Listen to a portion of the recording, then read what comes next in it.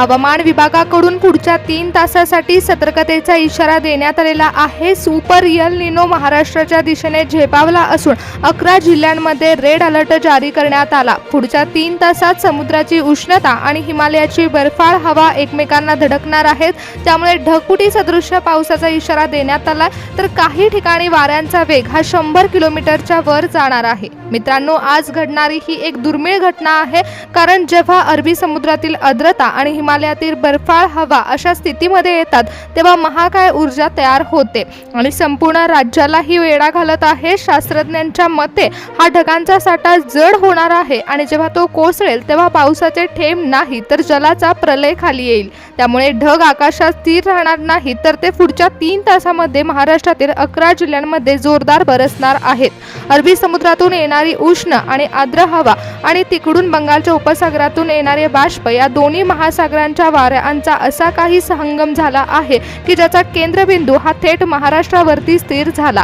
शास्त्रज्ञ याला super El Nino सिस्टीमचा प्रभाव म्हणत आहेत। जेव्हा हे सक्रिय होतात तेव्हा वाऱ्यांचा वेग हा ताशी 100 किलोमीटरच्या पुढे जातो आणि रात्रीच्या वेळी हे ढग जमिनीच्या संपर्कामध्ये येतील तेव्हा विजांचा कडकडाट होणार आहे। हवामान खात्याने सॅटेलाइट वरून आकृती पाहिली आहे, जी 100 किलोमीटर लांब ढगांची मालिका आहे ती आता महाराष्ट्राच्या दिशेने वेगाने सरकत आहे। त्यामुळे केवळ पाऊस नाही तर निसर्गाचा महाप्रलय महाराष्ट्राकडे झेपावला जात आहे।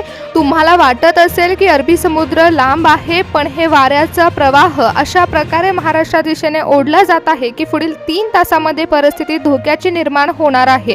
महासागरातील वाफेचे ढग हिमालयातून येणारी थंड हवा संपर्कात येतील तेव्हा थर्मल शॉक तयार होणार आहेत। ही ऊर्जा इतकी प्रचंड आहे की रात्री ढगफुटी सदृश पाऊस तर होणारच आहे, परंतु विजांचा कडकडाट देखील 11 जिल्ह्यांमध्ये जोरदार होणार आहे। जेव्हा ढग जमिनीवर येऊन फुटतील तेव्हा पाण्याचे थेंब नाही तर पाण्याचे ओहळ वाहतील। जमिनीवर सकल भागात पाणी काही सेकंदामध्ये साठेल आणि वीज पुरवठा देखील विस्कळीत होऊ शकतो। पुढील 3 तासामध्ये रेड अलर्ट मध्ये ज्या जिल्ह्यांची नावे आहेत तेथे प्रत्येक नागरिकाला सतर्क राहावं लागेल, कारण पावसापेक्षाही जास्त भीती आहे ती म्हणजे विजांची। जेव्हा हे ढग इतक्या मोठ्या प्रमाणावर सक्रिय होतात तेव्हा आकाशातून पडणाऱ्या विजांचा प्रकाश हा प्रचंड असतो आणि प्रचंड प्रमाणात वीज प्रवाह जमिनीवरती सोडला जातो। पुढील 3 तासामध्ये विजा पडण्याचं प्रमाण हे 10 पटीने जास्त असण्याची शक्यता वर्तवण्यात आली आहे।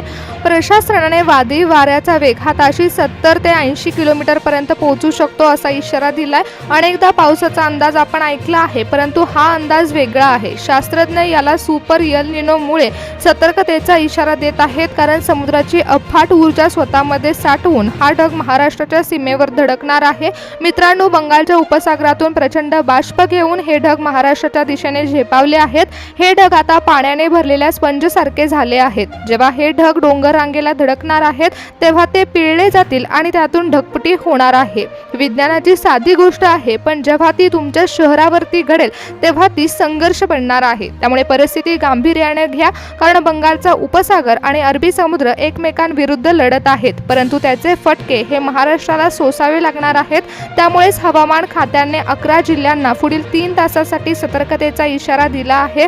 या दोन्ही महासागराच्या संघर्षातून सुपर एल निनोने जन्म घेतलाय आणि हा ढग जेव्हा जमिनीच्या संपर्कात येणार आहे तेव्हा ढगफुटी सदृश पाऊस बरसणार आहे। गेल्या 48 तासापासून बंगालच्या उपसागरामध्ये जे काही घडत आहे ते पाहूनच हवामान तज्ज्ञांनी सतर्कतेचा इशारा दिला। आपण अनेकदा मान्सून किंवा पावसाच्या बातम्या ऐकतो, परंतु हा प्रकार वेगळा आहे। एक अदृश्य ऊर्जा आणि एक प्रचंड दाबाचा पट्टा जो बंगालच्या उपसागराच्या खोल पाण्यातून उठला आहे तो सरळ रेषेत महाराष्ट्राच्या दिशेने चालून येत आहे। बंगालच्या उपसागरात एक अतिशय कमी दाबाचा पट्टा तयार झाला आहे आणि हे सामान्य वादळ नाही तर एक सायक्लोक्रोनिक सिस्टीम आहे।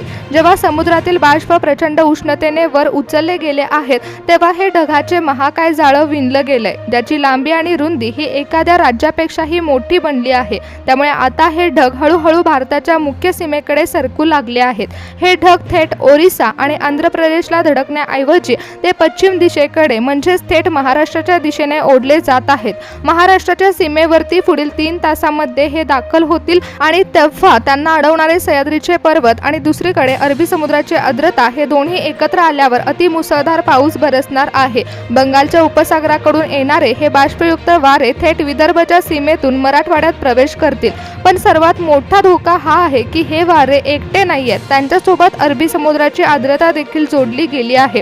जेव्हा दोन विरुद्ध दिशांचे वारे एका ठिकाणी धडक तेव्हा बंगालच्या उपसागरातून सुरू झालेली ही हालचाल महाराष्ट्राच्या दिशेने सापळा रचेल। त्यामुळे निसर्गाचा धोका महाराष्ट्रातील 11 जिल्ह्यांमध्ये निर्माण झालेला आहे। उपसागरात एक प्रचंड कमी दाबाचा पट्टा सक्रिय झाला, तो आता वाऱ्यांची दिशा बदलत आहे आणि तो नेहमी उत्तरेकडे जातो, परंतु यावेळी तो महाराष्ट्राच्या सीमेवरती धडकणार आहे। पुढील 3 तासात हे बाष्पयुक्त वारे महाराष्ट्रातील डोंगर रांगांना धडकणार आहेत का परिणामी हे ढग एकाच ठिकाणी स्थिर राहतील, याची माहिती आपण या व्हिडिओमध्ये घेणार आहोत। हवामान विभागाने महाराष्ट्रातील जिल्ह्यांचे 3 झोनमध्ये विभाजन केले। पहिला झोन असणार आहे तो घाटमाता विभाग आणि दुसरा झोन आहे तो मराठवाडा मध्यवर्ती आणि तिसरा आहे तो पश्चिम आणि उत्तर मराठवाडा। महाराष्ट्रातील पुढील 3 तास हे आज रात्री अरबी समुद्राकडून येणारी बाष्पयुक्त हवा या तिन्ही झोनना रिस्कमध्ये घेऊन जाणार आहेत, कारण हे वारे एकत्र आल्यामुळे जोरदार वादळी वारा देखील सुटणार आहे, तर काही ठिकाणी ढगफुटी सदृश पावसामुळे पूर परिस्थिती देखील उद्भवू शकते। हवामान विभागाने या झोनमधील जिल्ह्यांना सतर्कतेचा इशारा दिलाय, कारण जर वाऱ्याची दिशा ही थोडी जरी बदलली तर हे ढग स्थिर होऊन तासनतास बरसू शकतात, त्यामुळे शेती पिकांचं देखील मोठ्या प्रमाणात नुकसान होऊ शकतं। अरबी समुद्राचा ओलावा जेव्हा 11 जिल्ह्यांच्या आभाळावरती पोहोचणार आहे, तेव्हा बंगालच्या उपसागरातील ते थंड जड ढग आणि आकाशामध्ये गरम हवा यामुळे मोठ्या प्रमाणामध्ये भयंकर अशी परिस्थिती उद्भवणार आहे।